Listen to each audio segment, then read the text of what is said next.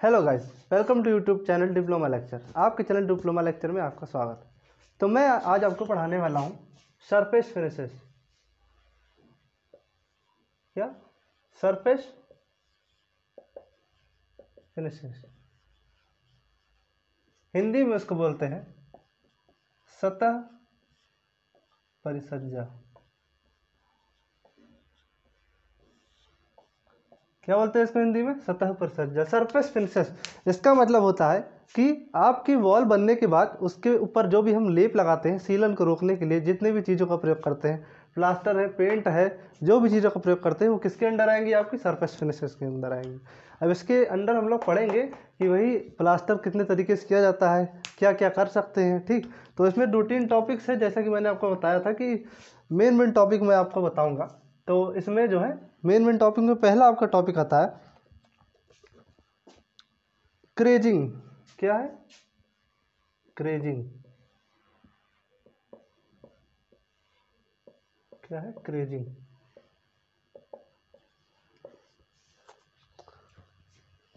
ये है आपका क्रेजिंग। तो क्रेजिंग क्या होता है? क्रेजिंग मतलब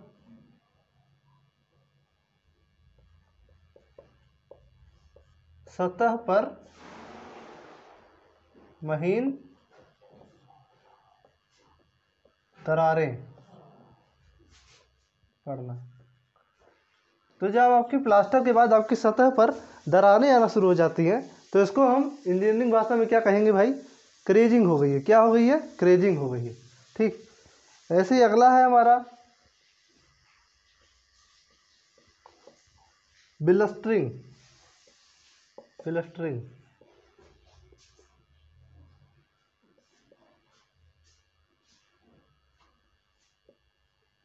ब्लस्टरिंग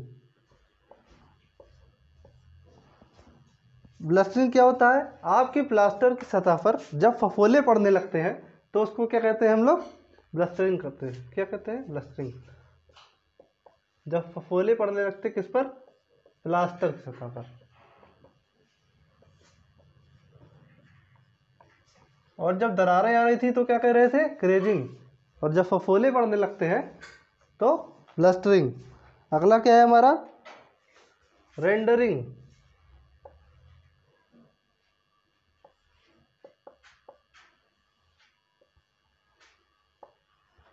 रेंडरिंग, ये प्लास्टर करने की जो प्रक्रिया होती है इसी को क्या कहते हैं? रेंडरिंग कहते हैं।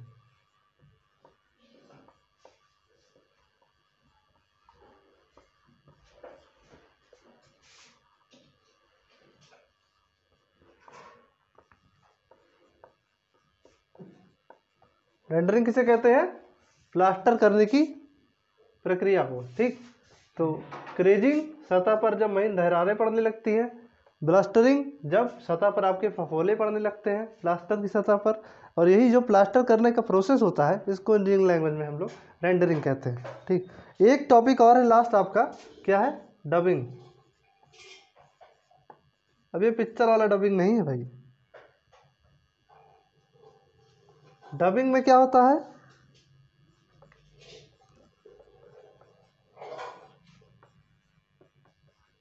प्लास्टर के गड्ढों को भरना। ठीक, तो क्या होता है जब हम प्लास्टर करते हैं तो कहीं कहीं जगह पर हमारा प्लास्टर क्या होता है? निकल जाता है, छूट जाता है, तो वहाँ पे क्या बढ़ जाता है? गड्ढा बढ़ जाता है। अब यही गड्ढे भरने की प्रोसेस हमारी क्या कहलाती है? डबिंग कहलाती है। ठीक, तो आप लोग समझ गए क्रेजिंग, ब्लस्टरिंग, रेंडरिंग और डबिंग। ये कुछ इंपॉर्टेंट क्वेश्चन है, 1 नंबर में आ सकते हैं। ठीक, ये क्या क्या चीज़ होती है। ठीक, तो इसको नोट कर लीजिए आप लोग वीडियो को रोक कर।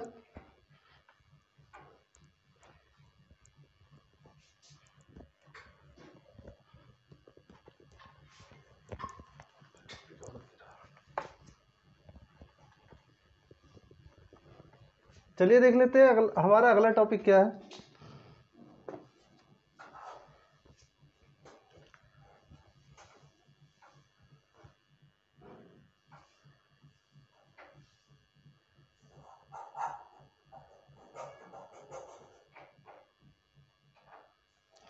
अगला टॉपिक है हमारा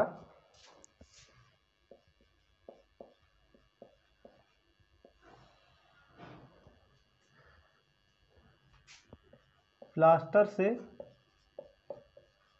होने वाले फायदे, मतलब कि जब वो प्लास्टर करते हैं तो क्यों करते हैं भाई, क्या आवश्यकता है प्लास्टर करने की है दीवार बनाने के बाद।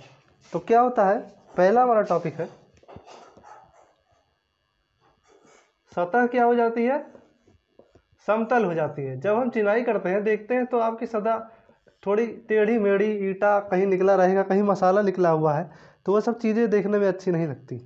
उसके लिए हम क्या करते हैं, सतह को समतल बनाते हैं, किसके द्वारा, प्लास्टर करके समतल बनाते हैं, साफ बनाते हैं एवं चिकनी बनाते हैं। ठीक, तो ये हो गया हमारा पहला पॉइंट। दूसरा हमारा पॉइंट क्या है, सुरक्षा प्रदान करता है। क्या प्रदान करता है, सुरक्षा प्रदान करता है।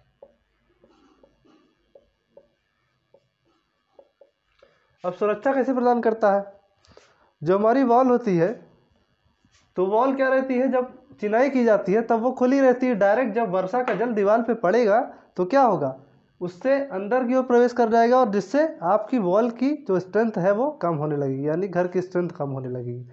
घर की स्ट्रेंथ कम हो जाएगी तो भाई आपका घर भी गिर सकता है, कोई फ़ायदा नहीं। तो उससे बचने के लिए हम लोग क्या करते हैं, उस पर प्लास्टर कर देते हैं, मतलब प्लास्टर कर देते हैं। ठीक, प्लास्टर करने से जो हमारी सरफेस रहती है, जब पानी गिरता है तो डायरेक्ट पानी के कांटेक्ट में नहीं आती है। प्लास्टर क्या करता है, उसे सोख लेता है, पहले प्लास्टर से होके गुजरना पड़ता है। ठीक, और प्लास्टर करते वक्त भी उसमें हम कुछ ऐसे चीज़ें मिलाते हैं जिससे क्या होता है, जब पानी पड़े तो वो ज़्यादा से ज़्यादा पानी को मतलब सोख ले, सीलन ना जाने दे पाए अंदर की वॉल में। ठीक, तो ये हो गया दूसरा पॉइंट। तीसरा पॉइंट हमारा क्या है, सफ़ेदी रंगीन पुताई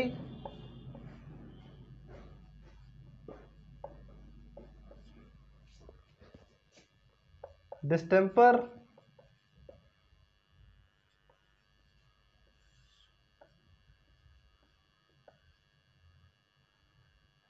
एवं पेंट। तो ये सब चीज़ लगाने के लिए पहले हम लोग क्या करते हैं, प्लास्टर करते हैं। प्लास्टर करने के बाद ही उसके ऊपर हम सफ़ेदी या पुताई, उसके डिस्टेम्पर या फिर पेंट कर सकते हैं। ठीक, तो प्लास्टर इस सब चीज़ों के लिए ज़रूरी रहता है। अगर आप अपनी दीवार को सजावटी बनाना चाहते हैं तो केवल प्लास्टर करने से आपकी दीवार सजावटी नहीं बन जाती। ठीक, वो केवल साफ़ सुथरी, चिकनी और देखने में अच्छी लगेगी, बस। सजावटी बनने के लिए उसे क्या करना पड़ता है, रंगीन पुताई, डिस्टेम्पर, तरह तरह के देखते हैं लोग, डिजाइन बनवाते हैं पेंट से। ठीक, अगला है हमारा, ये पॉइंट हम बता चुके हैं, लिख देते हैं तब भी, बाहरी दीवारों पर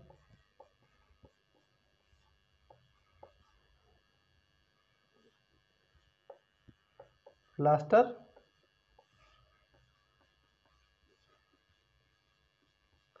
सीलन से बचाता है।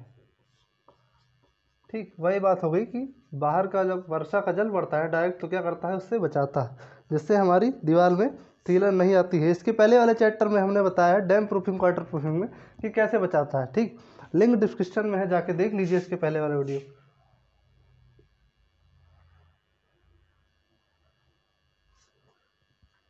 अगला पॉइंट है हमारा चिनाई का टिकाऊपन। चिनाई का टिकाऊपन, जाहिर सी बात है, जब हम दीवार की चिनाई कर देते हैं और उसके ऊपर जब प्लास्टर का लेप लगा देंगे तो क्या होगा, हमारी चिनाई जो है ज़्यादा से ज़्यादा समय पर टिक पाएगी, मतलब कोई उसको हार्म नहीं कर सकता, हानि नहीं पहुंचा पाएगा, प्लास्टर कर देंगे। ठीक,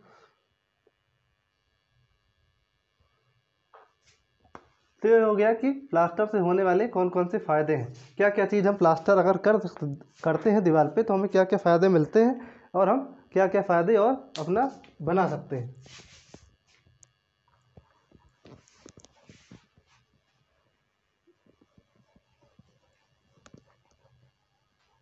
अगला हमारा पॉइंट है कि एक अच्छे प्लास्टर के लिए उसमें कौन कौन से गुण होने चाहिए, कि जिससे हमें पता लगे कि प्लास्टर भाई बहुत अच्छा है।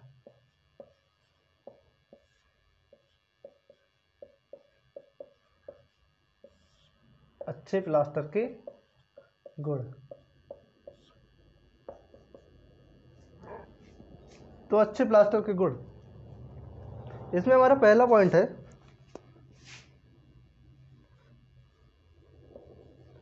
Weather proof.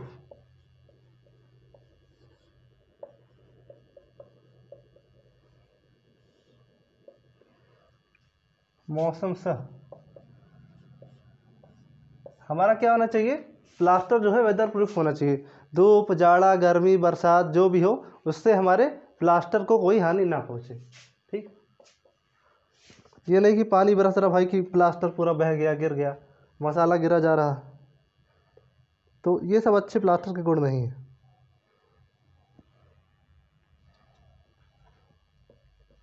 दरारें और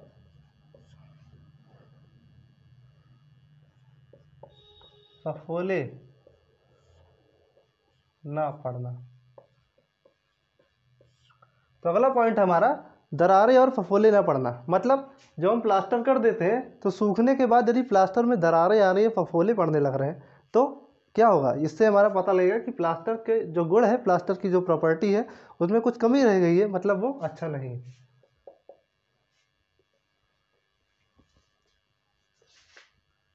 अगला है हमारा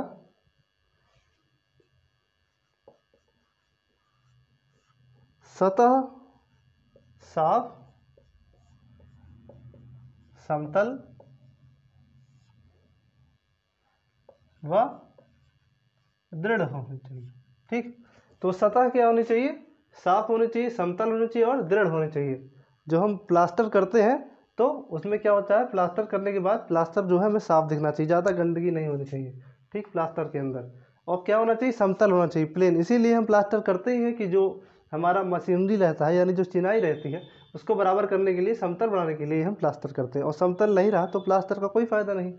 ठीक, और क्या है, दृढ़ होना चाहिए। दृढ़ मतलब उसमें स्ट्रेंथ होनी चाहिए। ठीक, आपके जो प्लास्टर है, जब हम प्लास्टर करते हैं, मारते हैं, जब मसाला दीवार पे मारते हैं तो क्या होता है, चपक जाता है। तो इससे उसकी दृढ़ता होती है ना, उसका मसाला ऐसे बनाया जाता है कि उस दीवार पे मारने पर वो अच्छे से चपक जाता है। तो उसके अंदर ये भी प्रॉपर्टी होनी चाहिए। तो ये सब अच्छे प्लास्टर के गुण हैं। दो तीन और है, लिख लीजिए।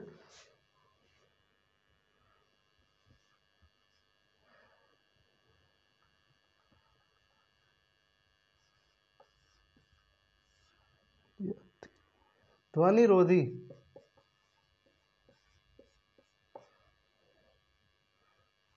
अग्निरोधी।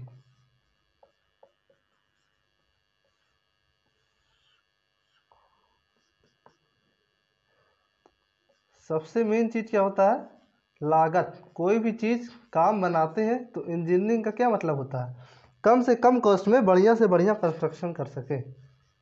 तो ये पॉइंट लगभग सब जगह लिख सकते हैं आप, कॉमन है। पता लगा बना रहे, बहुत अच्छा बना ली भाई, बहुत पैसा लगा दिए, कोई मतलब नहीं हुआ, और कम पैसे में भाई उससे बढ़िया बन जा रहा है। तो क्या होता है, लागत को भी देख के चलना चाहिए। हम काम जो है बजट के हिसाब से करते हैं, कोई भी कंस्ट्रक्शन करते हैं तो उसका एक बजट भी बनता है, यानी बजट के हिसाब से करते हैं। तो क्या होना चाहिए, ध्वनि रोधी होना चाहिए, ज़्यादा आवाज़ नहीं आनी चाहिए, और अग्निरोधी, जिससे कि आपकी आग सब जगह फैल ना पाए, अग्निरोधी होना चाहिए। मान लो कभी आग लग जाती है घरों में, तो उससे क्या हो, आपकी आग जो है फैल ना पाए। क्षतिग्रस्त नहीं होना चाहिए। ये नहीं है कि मतलब प्लास्टर किए और थोड़ा सा जोर पड़ते ही तुरंत क्या हो, हाथ लगाए ऐसे, प्लास्टर भाई गिरा जा रहा है। ठीक, सूखने के बाद भी मतलब उसमें स्ट्रेंथ नहीं। क्षतिग्रस्त मतलब गिर के टूट जाता हो। ठीक, तो ये सब जो थे आपके क्या थे, एक अच्छे प्लास्टर के गुण थे। अब आगे हम पढ़ने वाले हैं प्लास्टर के टाइप्स के बारे में। क्या, प्लास्टर कितने टाइप्स के किए जाते हैं, कितने कितने टाइप से, मटेरियल के बेसिस पे, यानी कि पदार्थ के बेसिस पे। ठीक, types of plaster mortar. Mortar मतलब मसाला। ठीक,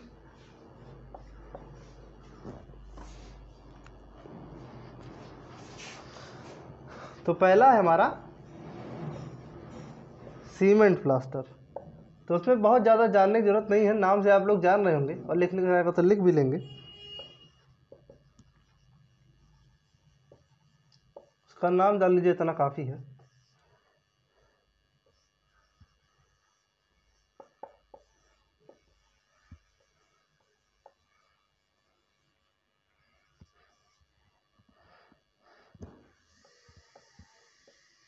लास्ट हमारा गारे का प्लास्टर।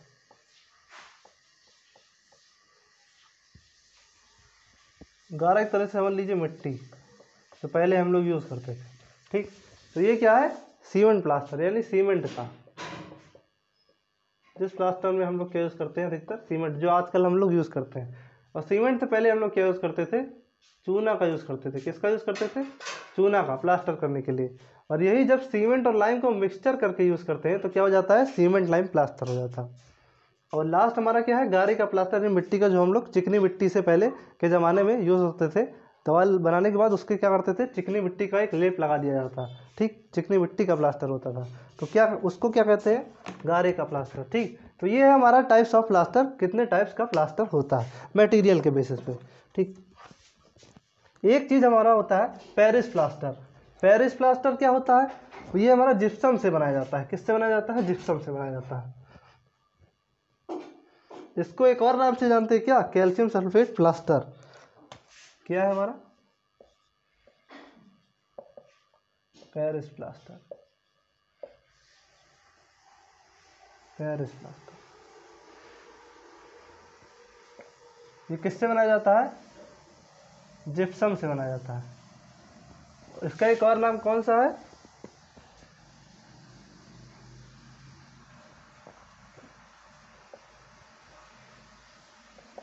Calcium sulphate plaster. ठीक, क्या कहते हैं इसको, कैल्शियम सल्फेट प्लास्टर कहते हैं। क्या और क्या, पेरिस प्लास्टर क्या कहते हैं, कैल्शियम सल्फेट प्लास्टर। ये किसका बना होता है, जिप्सम का बना होता है। ठीक, इसका जो है बाहरी सतह पर प्रयोग नहीं होता है। कहाँ पर, बाहर की दीवारों पे पेरिस प्लास्टर का प्रयोग हम लोग नहीं करते। कहाँ पे करते हैं, अंदर की तरफ करते हैं। ये कैसे, मतलब बनाया कैसे जाता है, इसको साधारण चूने के साथ प्लास्टर में मिलाकर, जो है प्लास्टर के जितने भी दोष है अगर दूर करना हो, तो प्लास्टर के दोष को दूर करने के लिए कैसा हम यूज़ करते हैं, पेरिस प्लास्टर का यूज़ करते हैं। ठीक,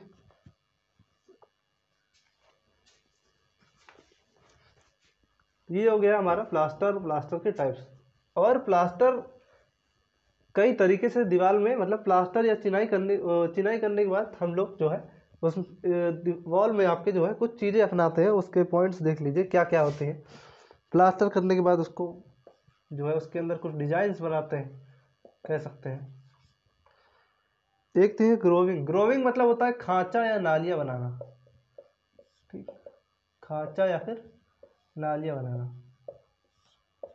जब हम प्लास्टर कर लेते हैं तो प्लास्टर करने के बाद क्या करते हैं, दीवार में क्या बनाते हैं हम लोग, खांचा या नालियाँ बनाते हैं। ठीक, खांचा या नालियाँ, प्लास्टर करने के बाद यहाँ पर ऐसे ईंटों के बीच में क्या खांचा या नालियाँ बनी रहती है यहाँ पर ऐसे। ठीक, तो ये जो डिज़ाइन बनी रहती है, देखते हैं कभी कभार आप लोग, स्पेस रहता है और मतलब ऐसे ऐसे स्ट्रक्चर दिखता है, तो ये क्या होता है हमारा, ग्रोविंग होता है। इसी को ग्रोविंग कहते हैं। अगला है हमारा शॉर्ट क्रीट। शॉर्ट क्रीट या फिर गुनाइटिंग। शॉर्ट क्रीट या फिर गुनाइटिंग। तो गुनाइटिंग हम बता चुके हैं इसके पहले, आपको फिर से बता देते हैं। इसके पहले चैप्टर में हमने बताया है कि डैम प्रूफिंग, वाटर प्रूफिंग में, शायद उसी चैप्टर में है। तो गुनाइटिंग हमारा क्या होता है, एक प्रेशर देकर क्या करते हैं, जहाँ भी गैप रहता है एक मशीन होती है, उसको प्रेशर करके मसाला जो रहता है हमारा, प्रेशर देके उसमें फिल करते हैं। जहाँ भी होल, जहाँ भी वर्ड रह जाते हैं तो प्रेशर द्वारा मशीन से उसको क्या करते हैं, मसाले को फिल करते हैं। तो इसी प्रोसेस को क्या करते हैं, शॉर्ट क्रीट या फिर गुनाइटिंग कहते हैं। ठीक, अगला चीज़ है हमारा पॉइंटिंग।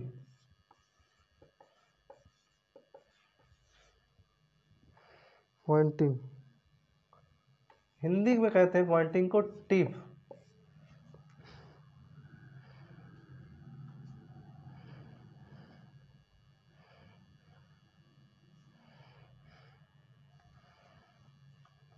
पॉइंटिंग क्या होता है, पॉइंटिंग ये केवल बाहरी आपके दीवार के बाहरी हिस्सों में की जाती है। क्या होती है, बाहरी हिस्सों में की जाती है। तो पॉइंटिंग आपका क्या उद्देश्य होता है पॉइंटिंग करने का, ये बता देता हूँ। जब भी आप लोग देखते हैं कि आपके वॉल पर जो है जब बारिश होती है, डायरेक्ट पड़ती है, तो क्या होगा, अगर हम ये पॉइंटिंग कर देते हैं तो उससे क्या होता है कि वर्षा का जो जल होता है आपकी दीवार पर जो भी डिज़ाइन बन रहती है उससे क्या होता है, टिक नहीं पाता है। जल नहीं टिकता है तो वो क्या करता है, आपकी दीवार को नुकसान में नहीं पहुंचाता है। ठीक, तो इसीलिए हम लोग क्या करते हैं, पॉइंटिंग करते हैं दीवार में।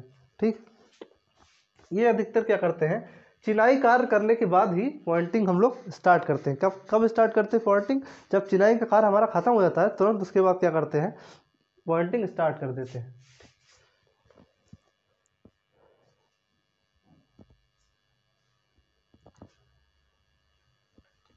तो ये हमारा हो गया ग्रोविंग, पॉइंटिंग। कुछ चीज़ें और हैं, देख लीजिए क्या है। जो ग्रोविंग है कई तरह की होती है, वी ग्रोविंग होती है, यू ग्रोव्ड, मतलब वी के शेप में जब कर रहे होते हैं ग्रोविंग, या फिर यू के शेप में कर रहे होते हैं तो क्या होता है, वही चीज़ कीड होता है, मेसन होता है, भाई टक, TUC के टक, टक यानी उभरी टीप, मेसन,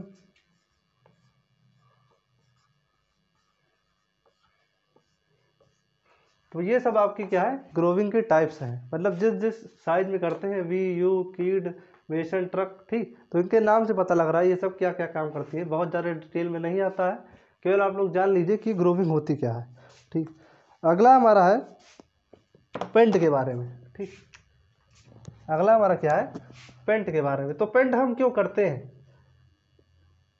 अधिकतर लोग जानते होंगे पेंट हम लोग क्या करते हैं भाई, सजावट के लिए करते हैं। ठीक, किस लिए करते हैं, सजावट के लिए। लेकिन वो केवल सजावट के लिए ही नहीं यूज होता है, पेंट जो है आपकी केवल सजावट के लिए नहीं यूज होता है, आपके कंस्ट्रक्शन को यानी वॉल जो भी बिल्डिंग बनाए रहते हैं उसको बचाने के लिए भी काम आता है। किससे, टर्माइट्स से। ठीक, एंटी टर्माइट हमने बताया है इसके पहले क्या होता है, तो वीडियो में जाके देख लीजिए, लिंक दिया हुआ है डिस्क्रिप्शन में कि क्या होता है टर्माइट। तो हम लोग पढ़ लेते हैं कि अच्छे पेंट के क्या क्या गुण होते हैं, अच्छे पेंट के गुण। तो एक अच्छे पेंट के क्या क्या गुण होने चाहिए, पॉइंट वाइज हम लोग देख लेते हैं। पहला हमारा क्या है, पतला होना चाहिए।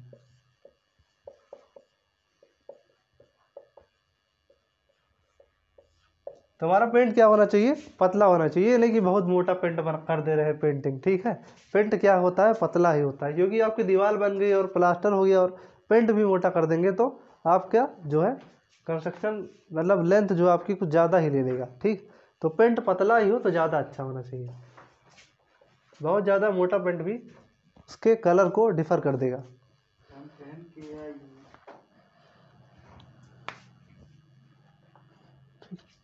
तो क्या होना चाहिए, पतला होना चाहिए पेंट हमारा।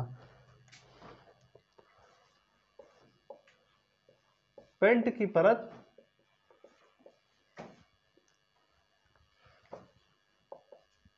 कठोर होनी चाहिए, पेंट की परत क्या होती है, कठोर होनी चाहिए, कठोर, लचीली,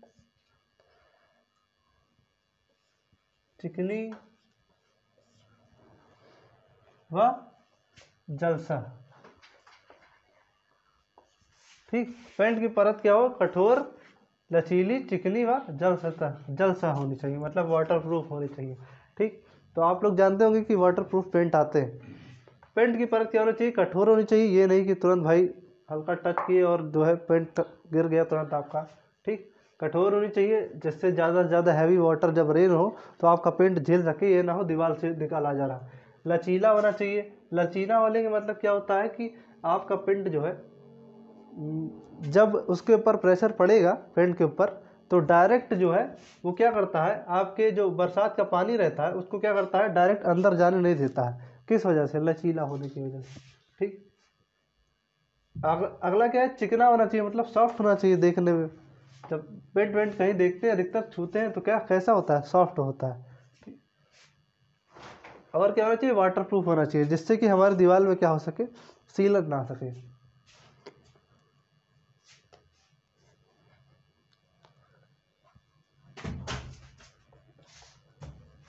पेंट की परत क्या होनी चाहिए,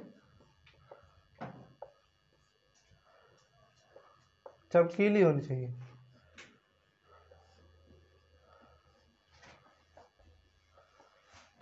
पेंट की परत क्या होनी चाहिए, चमकीली, जिसे देखने में भाई बहुत सुंदर लगे, चमके। ठीक, और क्या होनी चाहिए, टिकाऊ होना चाहिए। ठीक, टिकाऊ होना चाहिए, मतलब पेंट करने के बाद आपका पेंट टिकाऊ होना चाहिए, नहीं कि आज प्लास्टर किया और कल उतरने लगा। ठीक, तो ऐसे पेंट का कोई फ़ायदा नहीं, चाहे कॉस्ट ज़्यादा लगे, डेली आप पेंट करने थोड़े जाएंगे दीवार।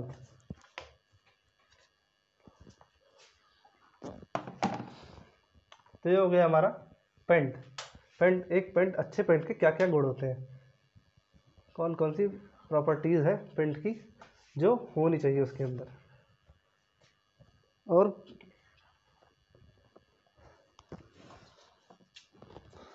आगे देख लेते हैं हमारा क्या है।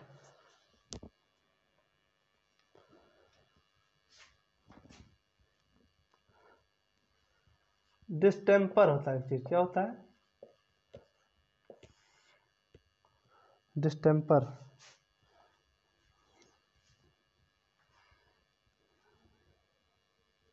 डिस्टेम्पर को इंग्लिश में डिस्टेम्पर ही कहते हैं।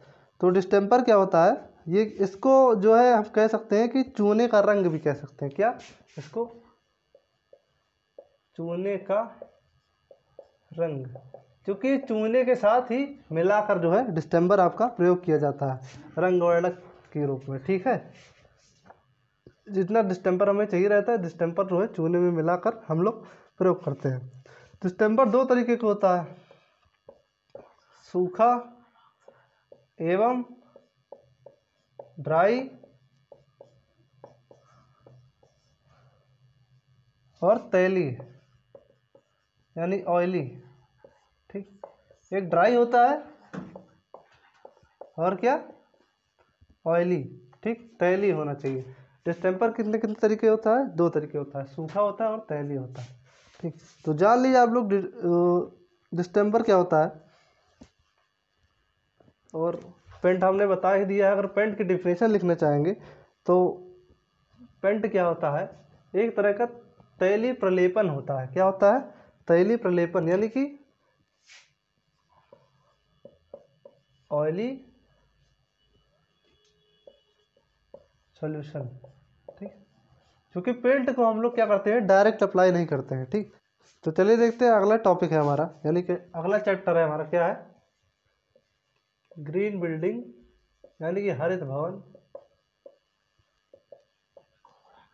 And national building code. National building code. ठीक, ग्रीन बिल्डिंग यानी हरित भवन, क्या होता है, हरित भवन। ग्रीन बिल्डिंग हरित भवन का मतलब ये नहीं होता है कि पेड़ लगा दिया और हरियाली हो गई, मतलब केवल हरा भरा, मतलब कि पर्यावरण बनाना ही, हरियाली करना ही हरित भवन नहीं कहलाता है। हरित भवन क्या होता है, इसमें हम क्या करते हैं, ऐसे भवन जिसमें क्या करते हैं, कम से ऊर्जा यूज़ होती है, जितनी भी है हमारी नेचुरल रिसोर्सेज का यूज़ कम होता है, और क्या होता है, प्राकृतिक संसाधन का अपशिष्ट प्रयोग होता है। ठीक, और यही क्या होता है, हमारा हरित भवन कहलाता है। अपशिष्ट मतलब कम से कम प्रयोग करते हैं, ज़्यादा से ज़्यादा हम क्या करते हैं, ऊर्जा का बचाव करते हैं कि आने वाले समय में हमारी अगली पीढ़ी जो है, नेक्स्ट जनरेशन उसको यूज़ कर सके। तो हम लोग क्या करते हैं कि ऐसे भवनों का निर्माण करते हैं जो क्या करता है, हमारे एनर्जी रिसोर्सेस को बचाता है, और किसको बचाता है, पर्यावरण को। ठीक, पर्यावरण को स्वच्छ बनाता है। ठीक, ग्रीन बिल्डिंग क्या करती है, पर्यावरण को स्वच्छ बनाती है।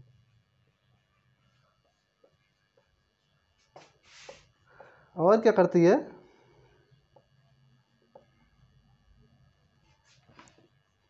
गलत लिख दिया,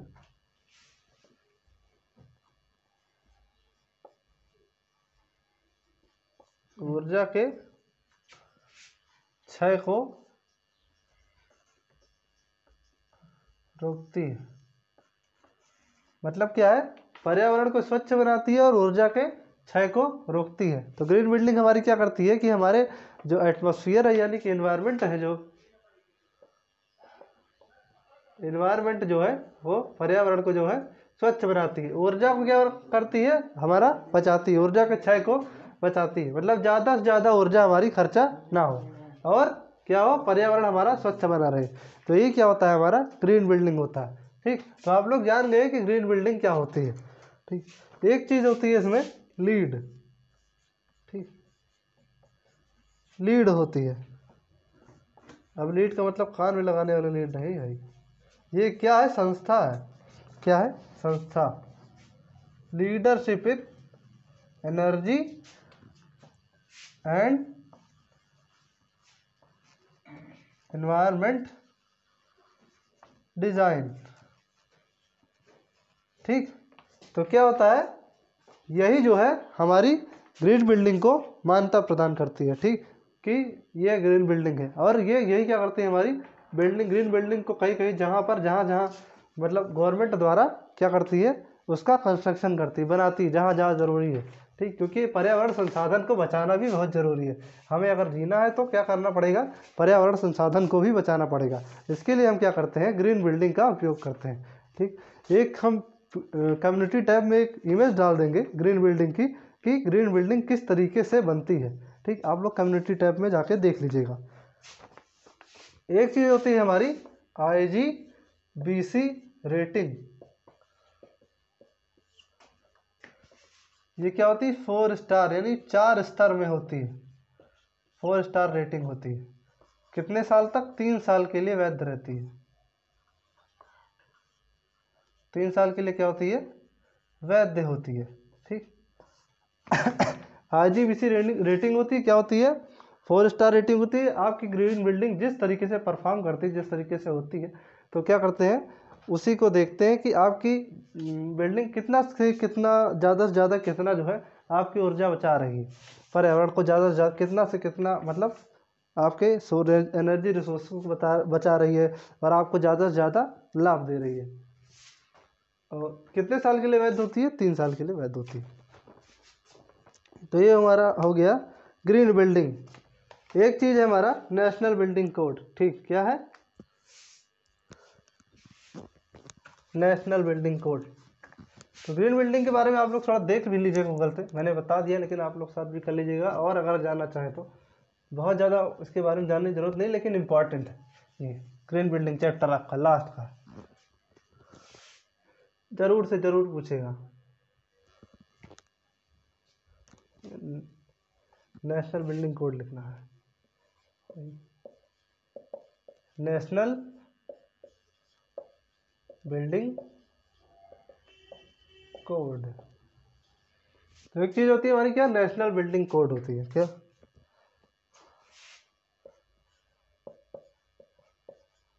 national building code. National building code क्या होता है,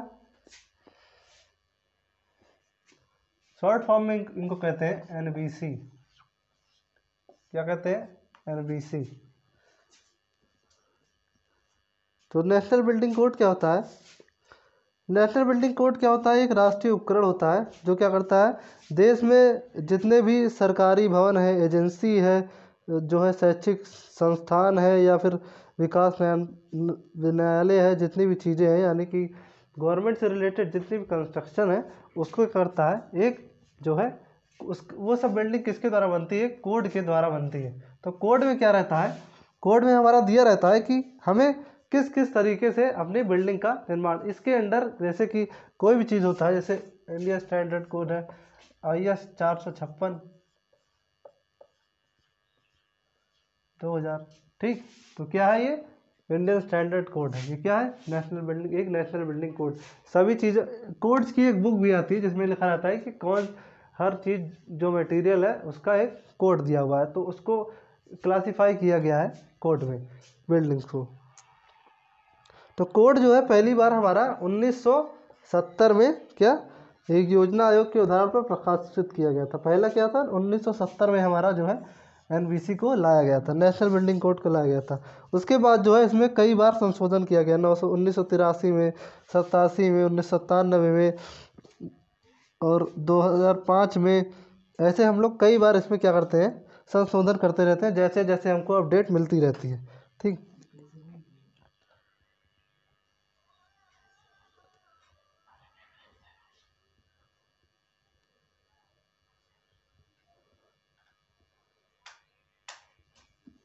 तो एनबीसी यानी नेशनल बिल्डिंग कोड जो है इसके बारे में दो तीन थोड़ी डिटेल और जो है हम क्या करेंगे आपके ग्रुप में अपलोड कर देंगे, एक शॉर्ट नोट बना के इसका पीडीएफ। ठीक, जिसमें आप लोग देख लीजिएगा कि नेशनल बिल्डिंग कोड के बारे में विस्तार से और क्या होता है। ठीक, तो इसी के साथ हमारा वो बिल्डिंग कंस्ट्रक्शन जो है हमारा सब्जेक्ट जो है अब ख़त्म होता है। तो हो सकता हो कि अगर हमको टाइम मिलता है पेपर का, तो देखिए जैसे पता नहीं लग रहा है अभी क्या होगा, ऑनलाइन होगा ऑफलाइन होगा, कोई डेट आ चुकी है लेकिन फिक्स नहीं हो रहा है, कई सारी अफवाहें उड़ रही हैं, फेक न्यूज़ भी फैलाई जा रही है कि ऑनलाइन होगा ऑफलाइन होगा, कई जगह हॉस्टल खाली हो गए हैं। तो इस आधार पे अभी हमें कुछ पता नहीं लग रहा है कि ऑनलाइन होगा कि ऑफलाइन होगा। ठीक, तो आप लोगों को चिंता ज़्यादा करने की कोई ज़रूरत नहीं है, और जो है अपना पढ़िए समय से। ठीक, इधर उधर की बातों पे ध्यान मत दीजिए। और हमारा जो है बिल्डिंग कंस्ट्रक्शन जो है इसी के साथ ख़त्म हो गया। और अगर हम आप चाहेंगे कि इसके इम्पोर्टेंट क्वेश्चन की क्लासेस चले, एक बार रिवीजन क्लास चले, तो कमेंट सेक्शन में हमको बताइएगा कि सर एक बार रिवीजन क्लास चला लीजिए, मैं रिवीजन करा दूंगा। ठीक, तो इसी के साथ हमारे साथ बने रहिए। अगर आपको मेरी वीडियो अच्छी लगती है तो लाइक कमेंट शेयर कीजिए। धन्यवाद।